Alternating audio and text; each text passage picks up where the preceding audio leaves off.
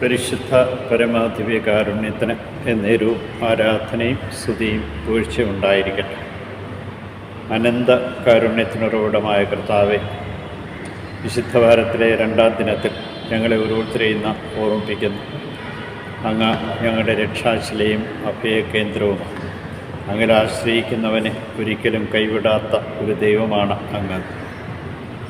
എൻ്റെ രക്ഷ ലോകത്തിൻ്റെ അതിർത്തി വരെ എത്തിക്കുന്നതിന് നിന്നെ ഞാൻ ലോകത്തിൻ്റെ പ്രകാശമാക്കി മാറ്റുമെന്ന യെശയ്യാ പ്രവാചകൻ്റെ പുസ്തകത്തിലൂടെ നമ്മെ പ്രത്യേകമായിട്ട് ഓർമ്മിപ്പിക്കുന്നു. ലോകത്തിൻ്റെ പ്രകാശമായി മാറിക്കൊണ്ട് യഥാർത്ഥ സാക്ഷ്യജീവിതം നയിക്കുവാനായിട്ട് നമ്മെ ഓരോരുത്തരെയും ഇന്ന് വിളിക്കും.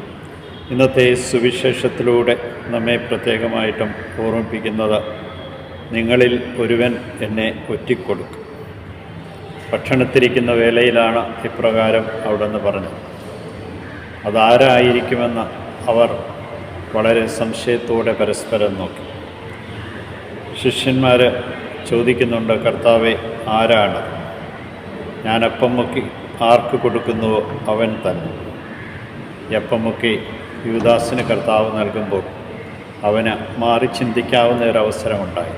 എന്നാൽ അവൻ മനം മാറ്റാതെ തൻ്റെ ദൃഷ്ടി പണത്തിലേക്കും ഒറ്റിക്കൊടുക്കലിനേക്കും മാത്രമാക്കി മാറ്റുമ്പോൾ അവൻ തൻ്റെ ഗുരുവിനെ ഒറ്റിക്കൊടുക്കും. ഇന്ന് പ്രത്യേകമായി നാം ഈ വചനങ്ങൾ ചിന്തിക്കുമ്പോൾ മറ്റുള്ളവരെ വേദനിപ്പിച്ച അവസരങ്ങളെയും ഒറ്റിക്കൊടുത്ത അവസരങ്ങളെയും മറ്റുള്ളവരെ ഇല്ലാതാക്കുവാൻ നാം നടത്തിയ സംസാരങ്ങളും പ്രവൃത്തികളുമൊക്കെ ഓർത്തുകൊണ്ട് പൂർണ്ണ ഹൃദയത്തോടെ ദൈവത്തിനു മുമ്പിൽ മാപ്പ് ചോദിച്ചുകൊണ്ട് പുതിയൊരു ജീവിതത്തിനായിട്ട് നമുക്കൊരുക്കും.